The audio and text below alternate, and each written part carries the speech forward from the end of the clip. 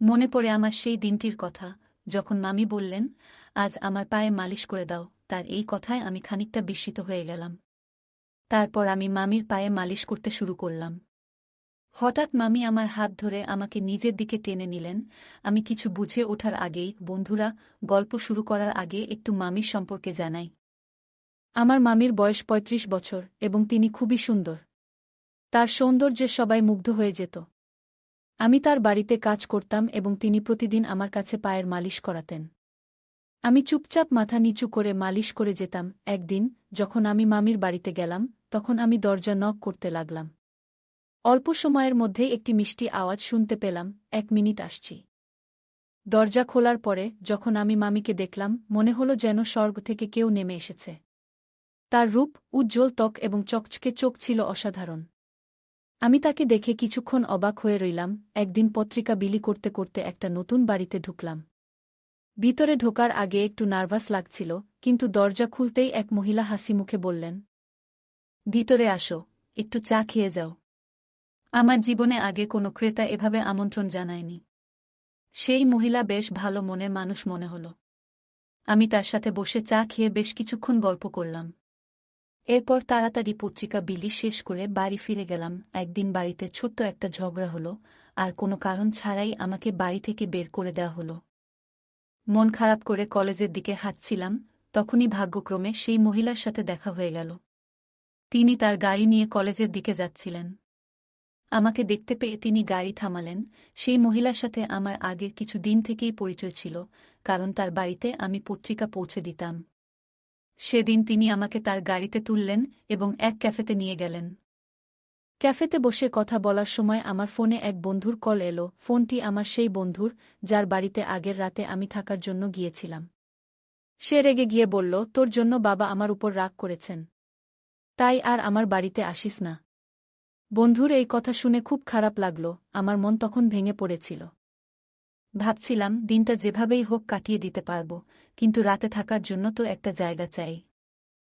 আমার চিন্তিত মুখ দেখে ওই মহিলা, যাকে আমি মামি বলে ডাকতাম, তিনি জিজ্ঞেস করলেন, কি হয়েছে? তোমার মন এত খারাপ কেন?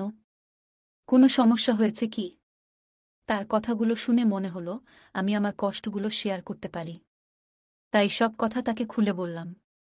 তিনি আমার কথা শুনে মৃদু হেসে বললেন, জানো, আমি অনেক দিন ধরেই একটা সাহায্যকারী খুঁজছিলাম। আমার বাড়িটা বড়, আর আমি একা সবকিছু সামলাতে পারি না।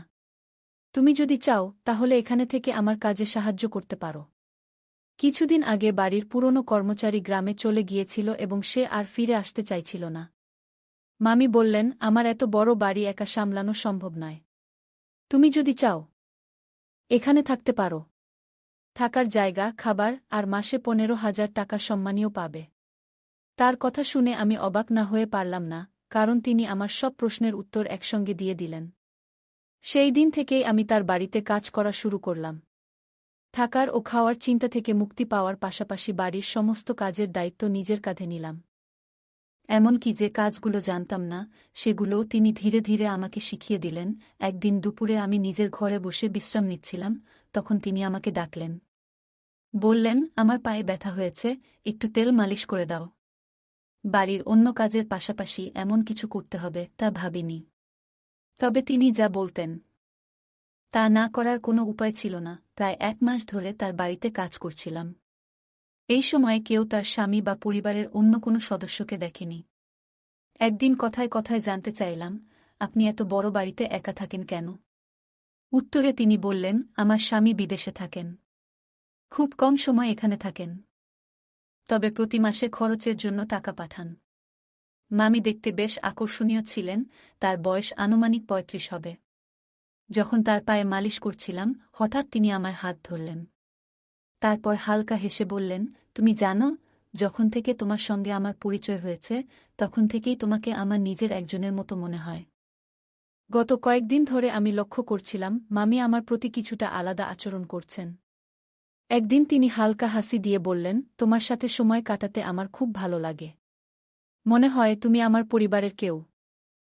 আমি কিছু বললাম না, শুধু চুপচাপ মাথা নেড়ে সম্মতি জানালাম। সেদিন রাতে তার সঙ্গে ডিনার শেষ করে নিজের ঘরে চলে এলাম। গভীর রাতে আচমকা দরজা খোলার শব্দে ঘুম ভেঙে গেল। ভাবলাম হয়তো কোনো চোর ঢুকেছে। বাইরে গিয়ে দেখি একজন অদ্ভুত পোশাক পরা লোক দাঁড়িয়ে আছে, আর মামি তার সাথে কথা বলছেন। লোকটি চলে গেলে আমি জিজ্ঞেস করলাম, কে ছিলেন উনি? মামি হাসি দিয়ে বললেন, ও আমার দূরের এক আত্মীয়। মাঝে মাঝেই আসে টাকা চাইতে। আজও তাই এসেছিল। কথাটা শুনে কিছু না বলে আমি ঘরে চলে যাচ্ছিলাম। তখনই তিনি বললেন, তুমি তো জেগেই আছো, তাই একটা কাজ করে দাও। আমার পায়ে একটু তেল মালিশ করে দাও। কারণ আমার পা আজ কেন জানি না অনেক ব্যথা করছে, তাই আমার ঘুম আছে না। আমি কোনো আপত্তি করলাম না, কারণ তার দয়ায় আমি এতদিন মাথা গোজার ঠাঁই পেয়েছিলাম। ধীরে ধীরে তার কথামতো পায়ে তেল মালিশ করতে লাগলাম। তবে কাজের সময় তিনি কিছুটা অস্বস্তিকর আচরণ করতে শুরু করলেন। আমি নিজের আবেগ নিয়ন্ত্রণ করলাম। কারণ চাকরি হারানোর ভয় ছিল, সেই রাতটি আমার জন্য খুব কঠিন ছিল। পরের দিনও তিনি কাজে সাহায্য করতে বলা আমি কলেজে যেতে পারলাম না। একদিন দুপুরে আমি নিজের ঘরে বসে বিভিন্ন বিষয় ভাবছিলাম। তখন হঠাৎ মামি আমার ঘরে এলেন, তার হাতে একটা বড় বক্স খুলে তিনি একটা ট্যাবলেট ফোন বের করে বললেন, তোমার পড়াশোনার জন্য এটা এনেছি। মাঝে মাঝে তুমি কলেজে যেতে পারো না, তাই ঘরে বসেই পড়ার কাজ করতে পারবে। তিনি আমাকে ট্যাব ব্যবহারের উপায় বোঝাতে লাগলেন। কিছুক্ষণ পর তিনি ট্যাবে বিভিন্ন ছবি দেখতে শুরু করলেন। ছবি দেখানোর সময় তিনি মজার মজার কিছু ছবি দেখালেন। আমি খুব একটা কিছু ভাবিনি, কারণ এগুলো সাধারণ কথোপকথন মনে হচ্ছিল। তারপর হঠাৎ তিনি বললেন, এই পোশাকগুলো কেমন লাগে? আমি এগুলো কিনেছি, আমার উপর কেমন মানাবে বলে মনে হয়? আমি মৃদু হেসে বললাম, আপনি নিশ্চয়ই দারুণ দেখাবেন। তিনি খুশি হয়ে বললেন, তাহলে একটু পরেই পরি। কিছুক্ষণ পর তিনি ঘর থেকে বেরিয়ে এলেন নতুন পোশাক পরে। তিনি আমাকে জিজ্ঞেস করলেন, কেমন লাগছে? আমি হালকা হাসি দিয়ে বললাম, খুব সুন্দর লাগছে। তবে আমি চোখ নামিয়ে রাখলাম, কারণ নিজের আবেগ নিয়ন্ত্রণ করাই সঠিক মনে করলাম। এরপর তিনি আয়নার সামনে দাঁড়িয়ে নিজের পোশাক ঠিক করতে লাগলেন। তার আত্মবিশ্বাস আর নতুন পোশাকের রূপ একদম আলাদা লেগেছিল। আমি ভেতরে ভেতরে খুবই অস্বস্তি বোধ করছিলাম। একদিকে নিজের অনুভূতিগুলো নিয়ন্ত্রণ করার চেষ্টা, আর অন্যদিকে চাকরি হারানোর ভয়। বাড়ি থেকে বের করে দেওয়ার পর এখানেই আমার থাকার সব ব্যবস্থা হয়েছে, তাই এখানে থাকাটাই ছিল আমার জন্য গুরুত্বপূর্ণ। হঠাৎ করে মামি আমাকে জিজ্ঞেস করলেন, তোমার কাছে আমি কেমন লাগছি? আমি কিছুটা নার্ভাস হয়ে বললাম, আপনি খুবই সুন্দর লাগছেন। এই রূপ আপনার স্বামীকে দেখানো উচিত। দেখবেন তিনি বিদেশ থেকে দৌড়ে চলে আসবেন। তিনি আমার কথায় মৃদু হেসে বসলেন, তবে একটু পর মুখ গোমড়া করে বিছানায় বসে পড়লেন। কিছুক্ষণ পর তিনি বললেন, আমার স্বামীকে ভিডিও কলে এই সাজ দেখালেও কোনো লাভ নেই। তার কাছে তার কাজই সব। আমি শান্তভাবে বললাম, আপনি খুবই আকর্ষণীয় একজন মানুষ। তবে আপনার স্বামী হয়তো কাজ নিয়ে বেশি ব্যস্ত। তিনি মৃদু হাসি দিয়ে বললেন, আমার বয়স এখন ৩৫। তবুও তিনি কখনো পরিবার নিয়ে ভাবেননি। আমি এখন একাই জীবনযাপনে অভ্যস্ত, তবে মাঝে মাঝে মনে হয় জীবনে একজন সঙ্গীর প্রয়োজন, যে আমাকে ভালোবাসা এবং আনন্দ দিতে পারবে। তার কথাগুলো শোনার পর আমি আর কোনো কথা বললাম না। মনে হলো তিনি তার মনের কষ্টগুলো ভাগ করে নিচ্ছেন। মামি মৃদু কণ্ঠে বললেন, যদি আমার স্বামী আমাকে সত্যিই বুঝতেন, তবে আজ এই দিন দেখতে হতো না। আমি কারো সমর্থনের জন্য এভাবে অপেক্ষা করতাম না। তার চোখে জল এসে গেল। এরপর বললেন, তোমাকে দেখে আমার বিশ্বাস হয় তুমি কখনো আমাকে হতাশ করবে না। আমি বুঝতে পারছিলাম তিনি হয়তো ধীরে ধীরে নিজের একাকিত্বের কথা শেয়ার করছেন। তিনি সামনের চেয়ারে আধো পোশাকে বসে রইলেন। আমি অস্বস্তি বোধ করছিলাম এবং নিজেকে সামলাতে সেই ঘর থেকে বেরিয়ে এলাম। বুঝতে পারছিলাম সেখানে থাকলে নিজের ওপর নিয়ন্ত্রণ রাখা কঠিন হয়ে যাবে। রাতে রান্নাঘরে যখন আমি রাতের খাবার প্রস্তুত করছিলাম, তখন হঠাৎ তিনি রান্নাঘরে এলেন। আমি গরম দুধ আগে থেকেই তৈরি করে রেখেছিলাম। তিনি দুধের পাত্রটি তুলে নিচে রাখছিলেন, কিন্তু অসাবধানতাবশত সেই গরম দুধ আমার পায়ের উপর পড়ে গেল। পা জ্বলে যাওয়ায় আমি যন্ত্রণায় চিৎকার করতে লাগলাম। মামি দ্রুত আমাকে তার ঘরে নিয়ে গেলেন এবং কুলিং ক্রিম দিয়ে আমার পায়ে মালিশ করতে শুরু করলেন। আমি ততক্ষণে সাধারণ প্যান্ট পরা অবস্থায় তার সামনে শুয়েছিলাম। কিন্তু আমার সমস্ত মনোযোগ ছিল পায়ের ব্যথার উপর। পায়ের ব্যথায় অনেক কষ্ট পাচ্ছিলাম। তিনি অনুশোচনায় ভেঙে পড়ে বললেন, তোমার এমন কষ্টের জন্য আমিই দায়ী, আমি আসলেই ভুল করেছি। নিজেকে ক্ষমা করতে পারছি না। তার কথাগুলো শুনে আমি তাকে শান্ত করার চেষ্টা করলাম, কারণ তার চোখে অনুশোচনা স্পষ্ট ছিল। মামি হঠাৎ নিজেকে দোষারোপ করতে লাগলেন এবং নিজের হাত দিয়ে নিজের গালে চড় মারতে শুরু করলেন। এই দৃশ্য দেখে আমি হতবাক হয়ে গেলাম। তখন আমি তার হাত ধরে থামালাম এবং বললাম, আপনার কোনো দোষ নেই। যা হওয়ার ছিল তা হয়ে গেছে। আমরা অতীত বদলাতে পারব না। এখন নিজেকে দোষ দেওয়া বন্ধ করেন। তার চোখ দিয়ে জল গড়িয়ে পড়ছিল। আমি এগিয়ে গিয়ে তার চোখের জল মুছে দিলাম। কিন্তু হঠাৎ তিনি আমার আহত পায়ে হাত রাখলেন আর আমার মুখ দিয়ে যন্ত্রণার শব্দ বেরিয়ে গেল। তিনি সঙ্গে সঙ্গে সরে গেলেন। আমি একজন ২০ বছরের তরুণ আর তিনি ৩৫ বছরের একজন পরিপক্ব নারী। এমন পরিস্থিতি আমি কল্পনাও করিনি। রাতে তিনি আমার জন্য দুধ নিয়ে এলেন এবং আবারও আমার পায়ে ক্রিম লাগালেন। আমার পা খুবই ব্যথা করছিল। দুধ খাওয়ার কিছুক্ষণ পর আমি ঘুমিয়ে পড়লাম, কিন্তু তিনি আমার পায়ের কাছে বসে অনেকক্ষণ ধরে আমার যত্ন নিচ্ছিলেন। পরবর্তী কয়েকদিনে তার যত্নের জন্যই আমার পা দ্রুত সেরে উঠল। যখন আমি পুরোপুরি সুস্থ হলাম, তখন তিনি আমাকে আরও ভালো করে দেখভাল করতে শুরু করলেন। প্রতি রাতেই দুধ খাওয়ার ব্যবস্থা করতেন এবং সবসময় আমার ভালো থাকার জন্য চিন্তিত থাকতেন। একদিন সন্ধ্যায় তিনি আমাকে তার ঘরে ডাকলেন। আমি ঘরে ঢুকে দেখলাম তিনি শুধু একটি তোয়ালে জড়িয়ে আছেন। এই দৃশ্য দেখে আমি খানিকটা অস্বস্তিতে পড়ে গেলাম, কারণ আমি তাকে অনেক সম্মান করতাম।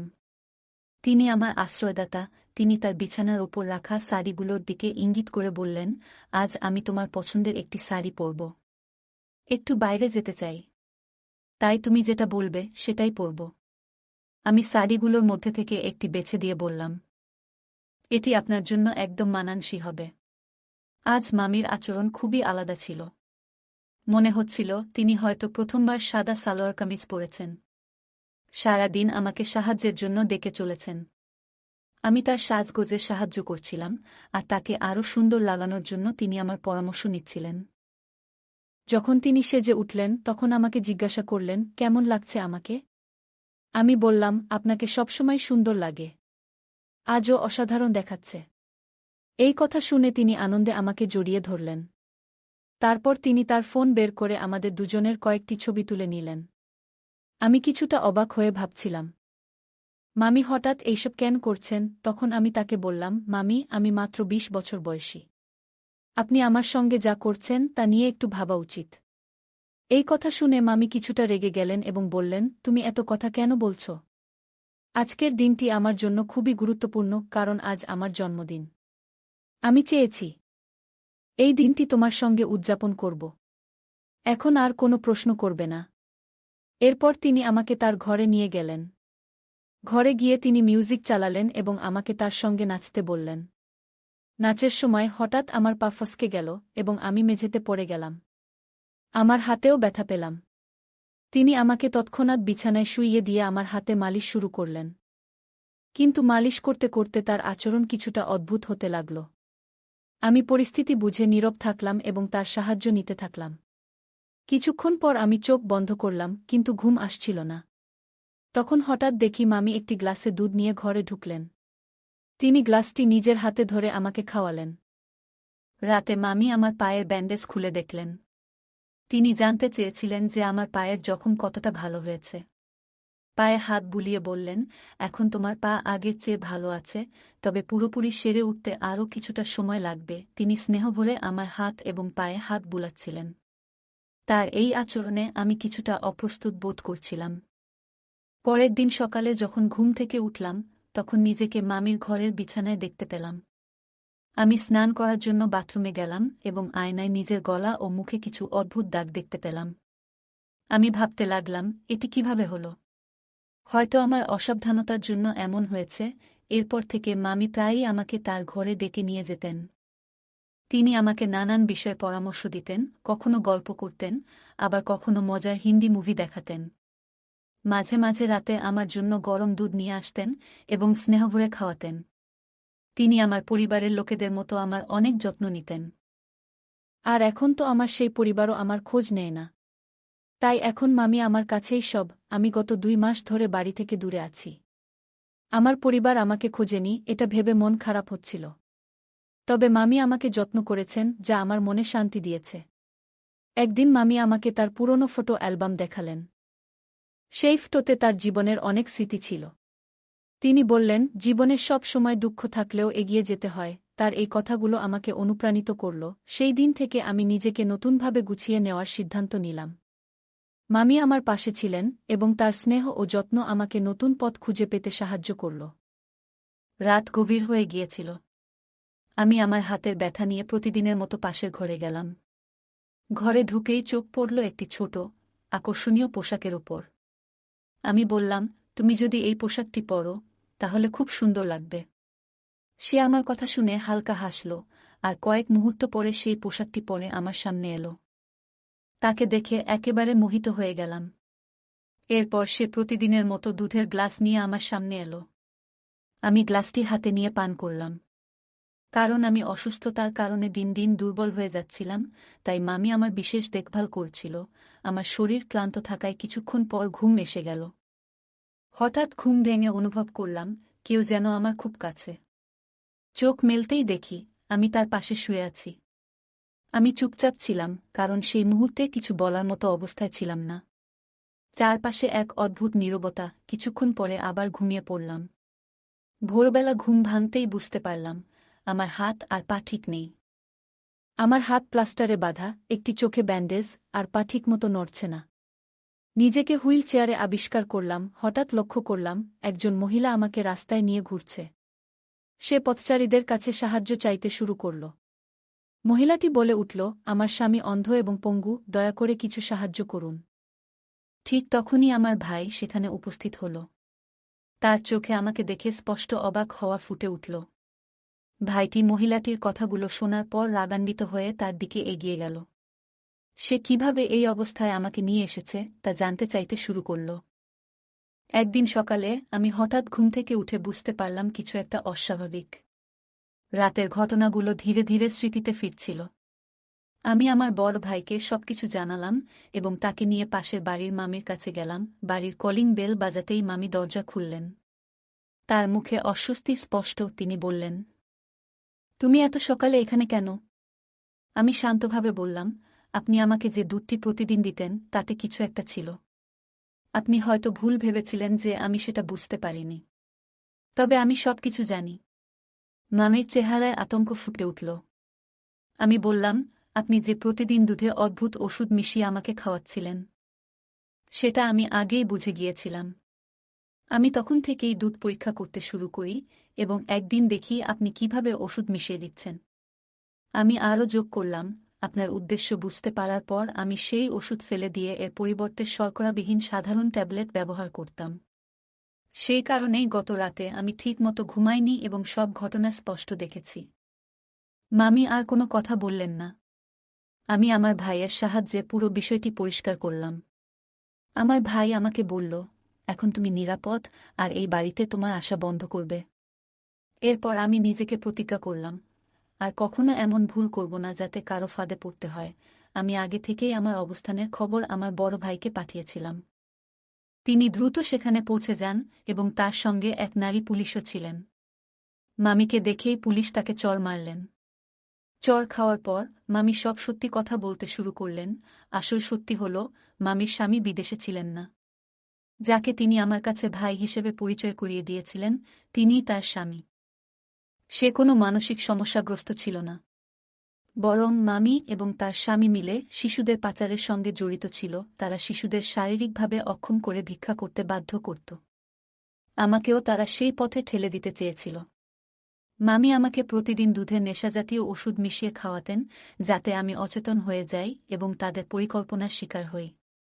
কিন্তু আমি সময়মতো নিজের ভাইয়ের সাহায্য নিই। সেই কারণেই আজ আমি মুক্ত। আমার ভাই মামি এবং তার স্বামীকে গ্রেফতার করতে সাহায্য করেন। পরবর্তী সময়ে ভাই আমাকে বললেন, তুমি আজ সত্যিই সাহসিকতার উদাহরণ সৃষ্টি করেছ। তবে মনে রেখো, বাইরের পৃথিবীতে অনেক মানুষ আছে যারা শুধু তোমার দুর্বলতার সুযোগ নিতে চায়। কিন্তু তোমার পরিবারই একমাত্র যারা সবসময় তোমার ভালো চায়। আমার ভাই আমাকে সেদিন অনেক গুরুত্বপূর্ণ কিছু বোঝালেন। তিনি বললেন, এই পৃথিবীতে বাইরের মানুষ অনেক সময় আমাদের ক্ষতি করার চেষ্টা করে। কিন্তু মনে রেখো, পরিবারই আমাদের আসল শক্তি, আমাদের নিরাপত্তার ঢাল। তাই কোনো ভুল সিদ্ধান্ত নেওয়ার আগে আমাদের সবসময় পরিবারের কথা মনে রাখা উচিত। ভাইয়ের কথা আমার মনে গভীর ছাপ ফেলল। আমি তাকে কথা দিলাম, আজ থেকে আর কখনো এমন ভুল করব না। আমি পরিবারের পরামর্শ মেনে চলব। ভাই আমাকে জড়িয়ে ধরলেন। আর আমি বুঝতে পারলাম পরিবারের গুরুত্ব কতটা। বন্ধুরা, এই পৃথিবীতে কিছু মানুষ নিজেদের স্বার্থের জন্য এত নিচে নেমে যায় যে তারা ভুলে যায় মানবতার আসল উদ্দেশ্য। কিন্তু যখন তারা সেই ভুল বুঝতে পারে, ততক্ষণে অনেক ক্ষতি হয়ে যায়। আসলে এই পৃথিবীতে আমাদের পাঠানো হয়েছে ভালো কাজ করার জন্য। যদি আমরা সঠিক পথে চলি, তাহলে আমাদের কখনো ভুল করার প্রয়োজন হবে না। সবাই যদি একে অপরের সাহায্যে এগিয়ে আসে, তাহলে পৃথিবীটা আরও সুন্দর হয়ে উঠবে। এই গল্প আমাদের জানায়, কিছু মানুষ লোভের জন্য এত নিচে নেমে যায় যে তারা অন্যদের জীবন ধ্বংস করতেও পিছপা হয় না। গল্পের মামি এবং তার স্বামী শিশু পাচার এবং শারীরিক অক্ষমতার মতো নৃশংস কাজ করত। এটি আমাদের মনে করিয়ে দেয় যে সতর্ক না হলে আমরাও এমন ফাঁদে পড়তে পারি। গল্পের শেষাংশ আমাদের মনে করিয়ে দেয়, আমরা এই পৃথিবীতে এসেছি ভালো কাজ করার জন্য। পরোপকার এবং ন্যায় পথে চললে আমাদের জীবনে কখনো ভুল করার প্রয়োজন পড়ে না। একে অপরকে সাহায্য করলে সমাজ সুন্দর হয়। তাই মানবিক মূল্যবোধ বজায় রাখা প্রয়োজন। গল্পের প্রধান চরিত্র নিজের ভুলগুলো থেকে শিক্ষা নিয়েছে। সে প্রতিজ্ঞা করেছে যে ভবিষ্যতে পরিবারের পরামর্শ ছাড়া এমন কোনো সিদ্ধান্ত নেবে না যা বিপদ ডেকে আনতে পারে। এটি দেখায় যে প্রতিটি ভুল আমাদের জীবনে একটি বড় শিক্ষা দেয়। এই শিক্ষা গ্রহণ করে ভবিষ্যতে আরও সতর্ক হওয়া উচিত। এই গল্পটি আমাদের জীবনে সতর্ক থাকার গুরুত্ব, পরিবারের প্রতি আস্থা, সাহসিকতার মূল্য এবং ন্যায়ের পথে চলার প্রেরণা দেয়া। এটি আমাদের জানায় যে আমরা যতই কঠিন পরিস্থিতির মধ্যে থাকি, বুদ্ধি, ধৈর্য এবং সঠিক পরিকল্পনার মাধ্যমে তা অতিক্রম করা সম্ভব। পাশাপাশি মানবিক গুণাবলী চর্চা করে এবং অন্যায়ের বিরুদ্ধে রুখে দাঁড়িয়ে সমাজে ইতিবাচক পরিবর্তন আনা যায়। গল্পটা কেমন লাগলো জানাতে ভুলবে না। আরও মজার মজার রোমান্টিক গল্প শুনতে চাইলে ভিডিওটি লাইক, শেয়ার এবং চ্যানেলটি সাবস্ক্রাইব করতে এবং বেল আইকনটি ক্লিক করতে ভুলবে না। ধন্যবাদ।